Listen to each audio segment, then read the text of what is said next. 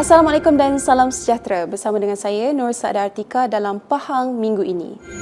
Kebawah Duli Paduka Baginda Sultan Pahang Sultan Abdullah Riyatuddin Al-Mustafa Billah Shah Ibni Almarhum Sultan Haji Ahmad Shah menitahkan agar Kerajaan Pusat melalui Kementerian Kerja Raya dan Kementerian Ekonomi mempertimbangkan semula pembinaan kawasan rehat dan rawat RNR di Lebuh Raya Lingkaran Tengah Utama LTU.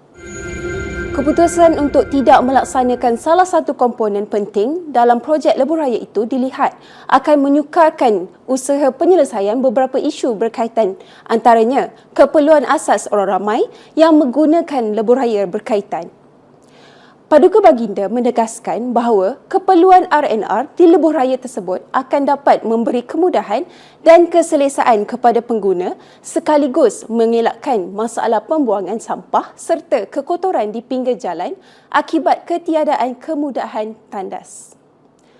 Paduka Baginda berharap agar pihak berkaitan dapat memberi pertimbangan sewajarnya untuk meneruskan pembinaan infrastruktur tersebut bagi kepentingan orang ramai terutamanya ketika musim perayaan dan cuti sekolah. Sebelum ini, Kerajaan Negeri Pahang telah membuat permohonan agar RNR dapat dibina di LTU dalam daerah Bentong bagi memberi kemudahan kepada pengguna, namun ianya tidak diteruskan dengan alasan kos pembinaan RNR mencecah 2 kali ganda daripada anggaran kos asal walaupun ia berada dalam skop projek dan hanya penyediaan platform dan infra sahaja yang dilaksanakan. Kerajaan Negeri Pahang tidak pernah meminggirkan masyarakat orang asli negeri ini di mana pelbagai bentuk bantuan telah diberikan kepada mereka. Yang Amat Berhormat Menteri Besar Pahang, Datuk Seri Diraja Haji Warus Diwan Ismail berkata, antara bentuk bantuan yang diberikan adalah dengan pembinaan 120 unit rumah rakyat Pahang khusus untuk masyarakat orang asli negeri ini bernilai RM75,000 Malaysia seunit. Sampai itu kita menyerahkan geran di Sungai Gapoi Bentong, beri Panaika kepada masyarakat orang asli dan juga kita memberikan komputer kepada pelajar-pelajar orang asli. Dan ini jelas menunjukkan bahawa kita di Pahang kita tidak meminggirkan masyarakat orang asli dan banyak bantuan yang kita bagikan kepada mereka. Yang Amat Berhormat Datuk Seri Diraja Haji Warusdi berkata, program retreat kepimpinan masyarakat orang asli yang diadakan selama 3 hari itu menghimpunkan kira-kira 307 pemimpin terdiri daripada Tok Batin, Pengerusi Jawatan Kuasa Pembangunan dan Keselamatan Orang Asli, JPK-KOA dan Setiausaha JPK-KOA seluruh Pahang. Beliau turut memberitahu program berkenaan merupakan platform dua hala antara kerajaan negeri dengan kepimpinan masyarakat orang asli dalam merungkai sebarang isu yang perlu diselesaikan secara bersama. Pahang menjadi negeri pertama menubuhkan Pasukan Civil Defence Auxiliary CDA Pejabat Setiausaha Kerajaan SUK dalam kalangan pejabat kerajaan negeri di seluruh Malaysia. Yang Amat Berhormat Menteri Besar Pahang Datuk Seri Diraja Haji Warus Diwan Ismail berkata, Kerajaan Negeri Pahang turut komited untuk terus bekerjasama dengan Angkatan Pertahanan Awam Malaysia APM.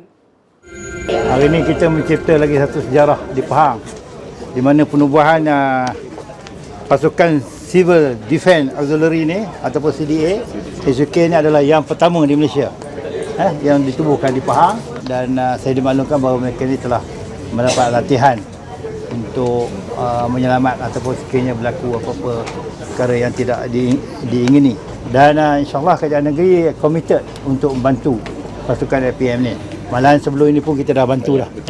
Kita dah bantu sebagai contohnya dengan pemberian bot aset di Temeloh dan di tempat-tempat lain dan insyaAllah kita akan terus bantu di masa-masa yang akan datang. Beliau berkata demikian ketika ditemui pada majlis penyampaian Watikah Pegawai Kehormat APM kepada Yang Amat Berhormat Menteri Besar Pahang serta pelancaran Civil Defence Auxiliary CDA Pejabat Setiausaha Kerajaan SUK Pahang di Perkarangan Wisma Sri Pahang.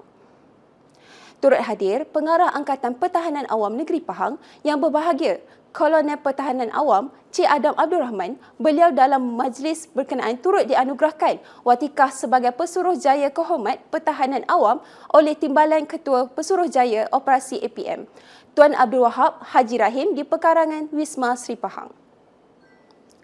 Dalam majlis sama, Yang Berhormat Setiausaha Kerajaan Negeri Pahang, Datuk Seri Haji Zulkifli Haji Yaakob turut menerima watikah sebagai Timbalan Pesuruhjaya Kehormat Pertahanan Awam.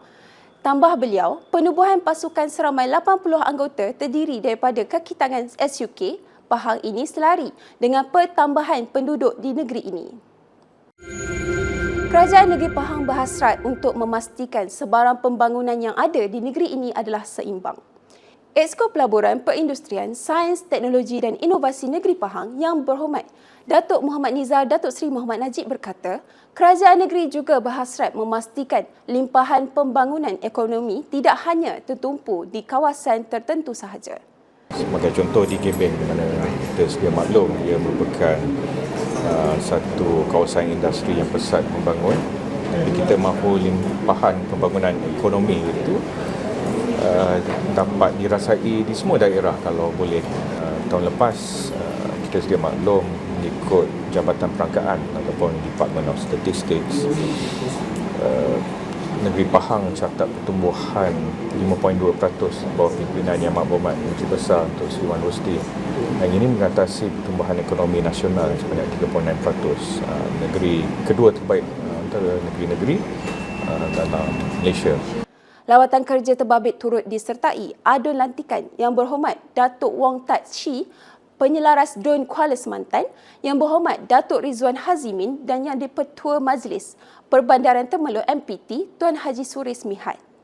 Pelaksanaan program advokasi perlindungan kanak-kanak Kasih Kanak-kanak bertujuan memberikan kesedaran kepada pelbagai pihak termasuklah masyarakat setempat terhadap kepentingan menjaga dan melindungi kanak-kanak.